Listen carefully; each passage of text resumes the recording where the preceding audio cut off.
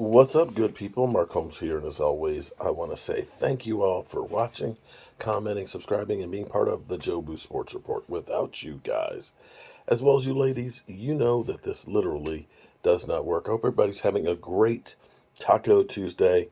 I had Chipotle. Does that count as tacos? I don't know if it does or not. I know it's going to be blowing up tomorrow morning. I know that one thing about Chipotle is it's kind of like just cleaning out your bowels and stuff. So we have a lot of clarification right now in the NFL, and still a bunch of questions at quarterback. Okay, we know Daniel Jones is now, Danny Dimes is Daniel Jones for the Giants for quite a while. For the next 4 years, he's getting $160 million, the same contract that Dak Prescott got. We know that Drew Brees is retired, and Derek Carr is taking the mantle for the New Orleans Saints. Somehow, people believe that, he's the missing piece for the New Orleans Saints. And I'm going to say something here because, see, it's kind of crazy because it seems like it's revisionist history because I keep hearing about, with the weapons that he has, in New Orleans, that he's going to be in great shape. And I'm just like, didn't he have Devontae Adams? Didn't he have Devontae Adams? Didn't he have Josh Jacobs? Didn't he have Hunter Renfro? And the tight end, why can't I remember the tight end's name? Darren Waller. It's funny. I can only remember Darren Waller's name is when I say I can't remember his name. Didn't he have all those guys? And I understand they had a bad defense, but they benched him. They benched him with all that talent. But be that as it may, because we know how it goes, that, there's different measurements for different people. They believe they have the savior. We have Geno. Shout out to Geno being the comeback player of the year and the money man of the year because he took a career that looked like it was destined to be just a backup, and he turned it into a big pile of money. So no matter what happens from here on out, he is set for life. You've got that situation. You have the Jets seemingly wanting to try and get Aaron Rodgers. There's rumors that Aaron Rodgers is going to New York to go visit him. We heard yesterday on the Rich Eisen show rumors that Green Bay is tired of dealing with Aaron Rodgers and being held hostage, but they don't want to be the one that has to say, don't come back. They're more hoping that Aaron Rodgers would just say, you know what, I want to go elsewhere, I want to retire. They don't want to be the one to initiate. And so the Jets, who tried to get a first ballot Hall of Famer in Derek Carr, could actually get a first ballot Hall of Famer in Aaron Rodgers. Although Aaron Rodgers, as great as he is, I guess you have to surround him with the right personnel because it's not Aaron Rodgers' fault. It's not Aaron Rodgers' fault that they can't get to the Super Bowl again. It's not. It can't be.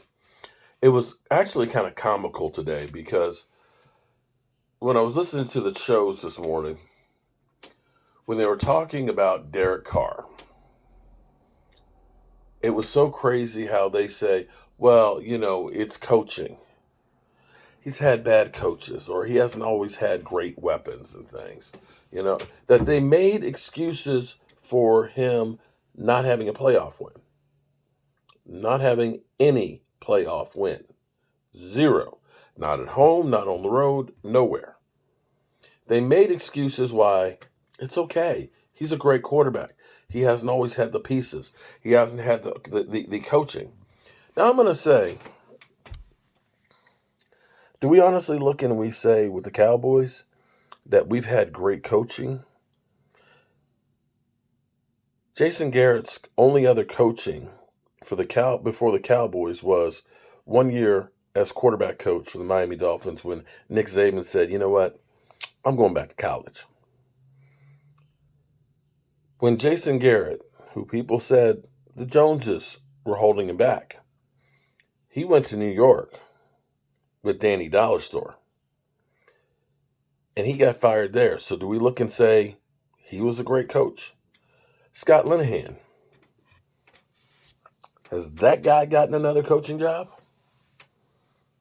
He coached for the Lions. The Lions. Kellen Moore probably will be rejoined by Dalton Schultz. Probably. Dalton Schultz will probably go to the Chargers. Do we look and say Dak Prescott's had great coaches? Do we? Do we look and say that Dak Prescott ever had the amount of firepower in one season that Derek Carr had last year? I don't think so. We had one receiver and a bunch of guys last year. Truth be told. Dak Prescott haters, you won't admit that, but that's the truth. Our offensive line. Lots of different lineups. Lots of young guys playing. They won't admit that. But be that as it may, it's cool. It's cool. Because my quarterback, here's my quarterback today when asked about getting an extension done. There's a chance you might go back to the table financially. Are you excited about that?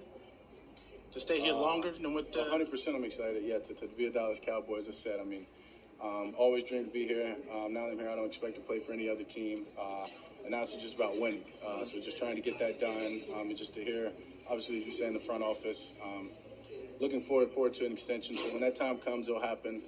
Kind of with Steven on it, may just happen overnight, but when it happens, it'll be great. There's a chance you might go back to the table financially. Okay, so he's excited about being the quarterback of the Dallas Cowboys, even with the owner throwing shade on him. And, saying, if it just weren't for that Dak Prescott, we'd be winning the Super Bowl. So now that we see Derek Carr never won a playoff game, losing record in his career, gets $37.5 million. Geno Smith, with one great season, gets $105. Danny Dollar, I believe he's got a losing record throughout his career. I think in 4 years has 65 TDs and a lot of turnovers. He gets $40 million a year. So what's Dak worth now? The Cowboys the clock is ticking. We're about $7 million over the cap with the rollover. And they have to create some room. And if they are, in fact, serious about actually adding some firepower and an offensive presence and doing something big, they're going to need to create some salary cap. And what better way to do that than to go ahead and get your quarterback squared away? There'll probably be some players that are going to be released. I would say Jordan Lewis might be one of those guys that are on the cut list. We know that Leighton Vander Esch and Donovan Wilson are both going to be guys that are going to be able to go out in free agency. We know Cooper Rush is going to be another one of those. Hey, maybe the Cowboys look at bringing back Ben DiNucci. He's playing well right now in Seattle. But the Cowboys do some really good things. The problem is they only go about 95% of the way. It's that last 5%. And, I have this saying, it's like the red brick house right now. Right now, I'm gangbusters on that thing, It was like 2:30 this afternoon, and we had to take care of getting the washer and dryer in a tough space for some people. I had to go way out the way to get the pine boards for the ceiling so we could get some ones that were straight. We bought all the straight ones at the one that was close by, so we had to go about 20 miles away and go through, pick those up. So by the time we got all the materials and things here, it was like 2:30, 3 o'clock, and I'm just looking at this and saying, damn, it's kind of windy out, it's a little chilly, and I don't know if I have enough time to get this thing done, but I was like, screw it, we're getting this thing done before it gets dark. And we did, and I hit that thing real hard. But what will happen to me is I'll get to a point where it's close to being done, And there's a couple little things. I hate the punch list type things. The little minutia shit is the stuff that drives me up the wall. And it's hard for me to do that last little bit of stuff. And the thing is I can, the people were falling through the floors. The place was condemned. I will get it so that way you got new electricity, you got toilets that work and all that stuff. And it'll be that last little, I need to touch up the paint over here, or there's a little piece of mold. And it's just like, man, screw that. I've done enough. But it's that last 5% that everybody notices. They don't care that, literally, had they walked on the floor before, they would have fallen through. They don't look and say that, wow, we can turn on the lights so we're not in here in the dark with the ghost. They don't look at that. They'll look at that spot over there that does not matter one iota that's missing some paint. Unfortunately for football, when you're talking about winning Super Bowls, that last 5% is what gets you there. That icing on the cake, that one or two free agents that when things break down, guys get hurt, that you got a solid player to put in there, or that game changer that's able to make that interception or that great one-handed catch. That is the difference between winning and losing, living and dying. And that's the problem for the Cowboys.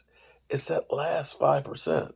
You can't look at the Cowboys and say they're losers when they find guys like Dak Prescott in the 4th round, when they get a Micah Parsons, when they have drafted guys like Travis Frederick, Zach Martin, and Tyron Smith. That's not losers that do that. That's guys that find talent, but they just stop short. And if we could ever get them to stop stopping short, we'd be back at the game. All right, good people. I have been looking and looking and looking, and there is not a word on the Michael Irvin situation. Nothing. Nada. And it is past time for that video to be turned over. That should have been done 4 hours ago. And so, one of two things have probably happened. Michael Irvin's people got the tape, and there's something on that tape that they don't want to talk about. Or Marriott says, okay, let's pump the brakes here. Let's work out a deal. In which case, we'll never know what the deal is. All right, good people. I'm going to keep scouring this. I'm kind of tired. And I've got to do my fireside chat. I just don't have a fire. Peace.